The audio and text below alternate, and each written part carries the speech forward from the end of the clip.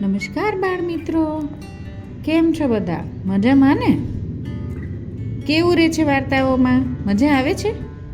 સારું, ચલો આજે આપણે એક નવી વાર્તા સાંભળીએ. વાર્તાનું નામ છે મહેનત ત્યાં સોનું. એક હતો ખેડૂત, એનું નામ કચરાભાઈ. આ તે કેવું નામ, કચરાભાઈ? હશે, હવે પહેલાં તો એવા નામ હોતા. તો સાંભળો હવે, આ ભાઈનું નામ હતું કચરાભાઈ. કચરાભાઈ ભણેલા નહીં, પરંતુ ગણેલા ખૂબ. તેમના જીવનનું ધ્યેય સખત મહેનત હતું.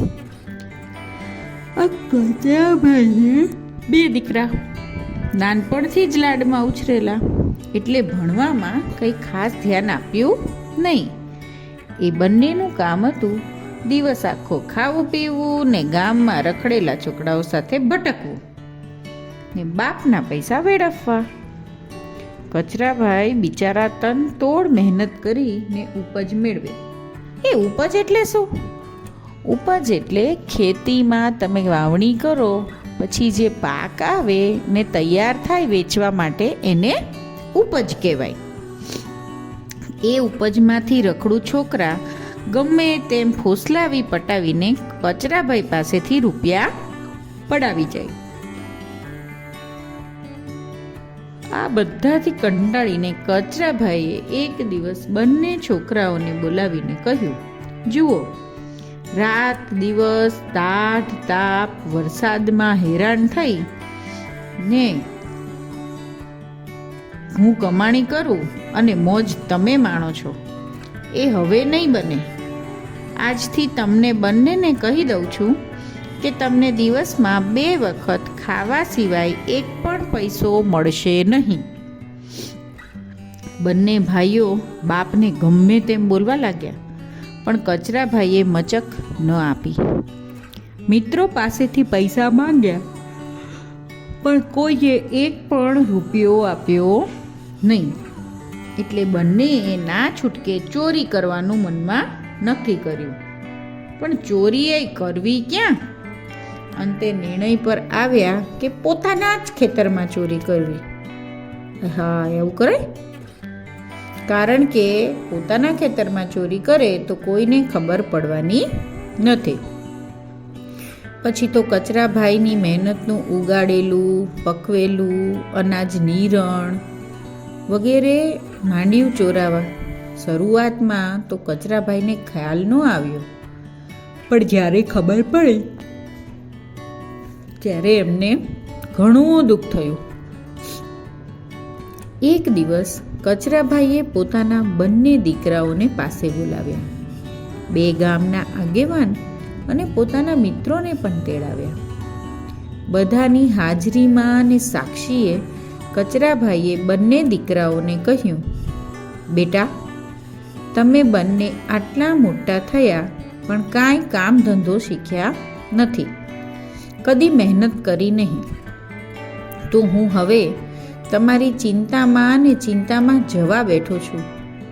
મને દુઃખ તો એ વાતનું થાય છે કે મારા મૃત્યુ બાદ તમારું શું થશે? જમીન થોડીક જ છે, ભાગ પાડશો તો બંનેને પૂરું નહીં થાય. વળી તમારામાં કામ ધંધાની આવડત પણ નથી. બસ બધે તમારી ચિંતા જ થયા કરે છે. બંને છોકરાઓએ શરમ મૂકીને મરવા પડેલા બાપને જોઈ રહ્યા અને બેફિકરાઈથી બોલ્યા, બાપા, તમે અમારી ચિંતા કરશો નહીં. અમે ગમે ત્યાં રખડી ખાઈશું. તમે હશો ને આપશો તો જ અમે ખાઈશું અને જીવશું, એવું થોડું છે? છોકરાઓની વાત સાંભળી આગેવાનો અને કચરાભાઈને દુઃખ થયું. છતાં અનુભવી બાપ કડવો ઘૂંટડો ગળી ગયો. બાપનું હૃદય છે ને, તેણે આગેવાનોની હાજરીમાં દીકરાઓને સમજાવતા કહ્યું, તમારી વાત સાચી છે. હું વળી કોણ ખવડાવવા વાળો, સૌને જીવાડનારો અને ખવડાવનારો તો ભગવાન છે. પણ મહેનત વગર ભગવાન પણ કંઈ આપતો નથી. આ તો મારી પાસે કોઈ લાંબી મૂડી નથી, મરણ મૂડીમાં ભેગું કરેલું થોડું સોનું છે. તે એક પતરાની પેટીમાં મૂકી ને વર્ષો પહેલાં ખેતરમાં દાટેલી છે. ઘણો વખત થઈ ગયો એટલે યાદ રહ્યું નથી કે પેટી ક્યાં દાટી છે. તમે ગમે તેમ તોય મારા દીકરાઓ છો, એટલે મારા મૃત્યુ પછી આ સોનું તમે શોધીને સરખે ભાગે વહેંચી લેજો. આટલું બોલતા બોલતા કચરાભાઈને શ્વાસ ચડ્યો ને થોડી વારમાં એમનું પ્રાણ પંખીરું ઉડી ગયું. ઘરમાં દીકરાઓ પાસે તો કશું હતું નહીં, પણ ગામમાં તેમની આબરૂ, કચરાભાઈની આબરૂ સારી હતી, એટલે બધાએ ભેગા મળી ને કચરાભાઈની ઉત્તર ક્રિયા કરી. બધું પતી ગયા પછી મોટા ભાઈએ નાનાને કહ્યું, નાના, બાપના કારજમાં દેવું ખૂબ વધી ગયું છે. ઘરમાં તો કાંઈ નથી. માં પણ બિચારી આખો દિવસ રડ્યા કરે છે. હવે શું કરશું? નાના ભાઈએ કહ્યું, મોટા ભાઈ, ચિંતા કરવાનું તો કોઈ કારણ જ નથી. બાપાએ કહ્યું છે ને કે ખેતરમાં સોનાની પેટી દાટી છે, તેને આપણે શોધી કાઢીએ એટલે પાછા માલામાલ. મોટા ભાઈ તો આ વાત ભૂલી જ ગયો હતો. ઉનાળાના દિવસો હતા, ધરમમાં ઢીલ સાની એમ વિચારી વહેલી સવારે ઉઠી કોદાળી પાવડો લઈને બંને ભાઈ ખેતરમાં પહોંચી ગયા ને મંડ્યા ખેતર ખોદવા. સોનાની લેલચમાં તેમણે 5-6 દિવસમાં આખું ખેતર ખોદી નાખ્યું, છતાં સોનાની પેટી દેખાય નહીં. બંને નિરાશ થઈ ગયા. પોતાના બાપ ઉપર ગુસ્સો ચડ્યો, પણ કહેવું કોને? નાનો ભાઈ જરા બુદ્ધિશાળી હતો. તેણે વિચારીને મોટા ભાઈને કહ્યું, મોટા ભાઈ, શક્ય છે કે આ બીજી દિશામાં પેટી દાટેલી હોય, તો આપણે શું કામ એ દિશામાં ન ખોદવું? નાના ભાઈની વાત મોટા ભાઈને ગળે ઉતરી ગઈ અને બંને પાછા મજૂરી કરવા વળગી ગયા. બંને કોદાળી ને પાવડાનો ઘા કર્યો, કેમ કે છતાંય પેટી તો મળી જ નહીં. આશાને આશામાં અત્યાર સુધી શરીર કામ કરતું હતું, પણ હવે થાકી ગયા હતા. ઓસરીમાં ને ઓસરીમાં ક્યારે સૂઈ ગયા અને સવાર પડી એનું ભાન પણ ન રહ્યું. પેટી શોધવામાં આખો ઉનાળો પસાર થઈ ગયો. ચોમાસું આવ્યું, ખૂબ વરસાદ પડ્યો. હવે તો ખાવાના પણ સાંસા પડવા લાગ્યા. એક દિવસની વાત છે. કચરાભાઈના મૃત્યુ વખતે હાજર રહેલા તેમના મિત્ર હરકચંદને વિચાર આવ્યો કે ઘણા વખતથી હું મારા મિત્રને ત્યાં ગયો નથી, સમાચાર મળ્યા નથી. લાવ, જરાક છોકરાઓની ખબર કાઢી આવું. આમ વિચારી હરકચંદ ભાઈ તો ગયા કચરાભાઈને ઘેર. જોયું તો ઓસરીને કોરે બંને ભાઈઓ નિમ્માણા થઈને ભૂખ અને દુઃખના મારથી તૂટ્યું વળીને બેઠા હતા. હજી તો શેઠે ઓસરીમાં પગ મૂક્યો ત્યાં છંછેડાયેલા વાઘની માફક ત્રાડ પાડીને બંને ભાઈઓ બોલી ઉઠ્યા, કાકા, અમે કેવી રીતે જીવીએ છીએ એ જોવા માટે આવ્યા છો ને?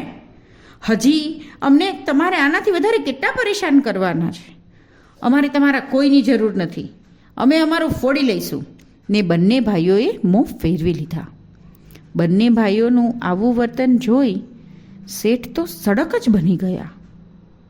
થોડી વાર તો શેઠને પાછું જવું કે બેસવું એનો નિર્ણય પણ અઘરો પડ્યો. પણ વાણિયાભાઈ એમ કોઈ ઉતાવળા થોડા થાય.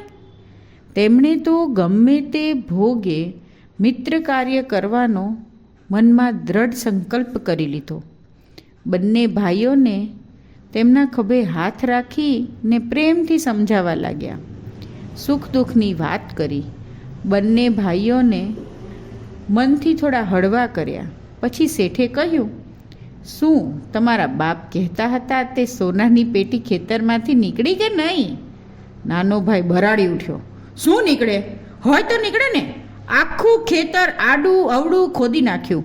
મારા બાપે પણ ખોટું બોલ્યું લાગે છે.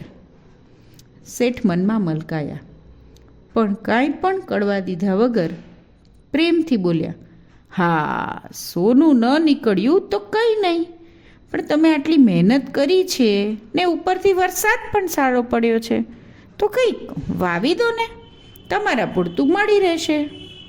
મોટાભાઈ બોલ્યા, ઘરમાં છે તું શું તે વાવીએ? શેઠે ધીરેથી કહ્યું, ચાલો તમારે જે વાવવું હોય ને તે હું આપું, પણ કંઈક ખેતરમાં વાવો તો ખરા. મોટાભાઈ કહે, શેઠ તમારે ચોપડે ચડવું સારું નહીં, વ્યાજે મરવું એના કરતાં ભૂખે મરવું સારું. શેઠે કહ્યું, તમે ચિંતા ન કરો, આ બિયારણ હું તમને નહીં પણ તમારા બાપના નામે આપીશ, પછી છે કંઈ? બંને ભાઈઓએ એકબીજા સામે જોયું, આંખોથી જ વાત કરી. બંને ભાઈ ને શેઠની વાતમાં સહમત થયા. શેઠ પાસેથી બિયારણ લીધું અને ખેતરમાં સિંગ વાવી દીધી. 2-3 મહિનામાં તો સિંગનો એવો ફાલ આવ્યો કે ન પૂછો વાત, ગામને અદેખાઈ થવા માંડી. પણ ગામને ક્યાં ખબર હતી કે આ પાક બમનો 3 ગણો સાથી આવ્યો છે? એ તો પરસેવાની કમાણી હતી. મગફળીનો પાક જોઈને બંને ભાઈઓનો હરખ માતો નથી. કારતક માગસર બંને ભેગા મળીને સિંગ ઉગાડી વેચી તો અઢળક ધન મળ્યું. બંને ભાઈઓ હરખાતા શેઠ હરખચંદ પાસે ગયા. શું? હરખાતા શેઠ હરખચંદ પાસે ગયા.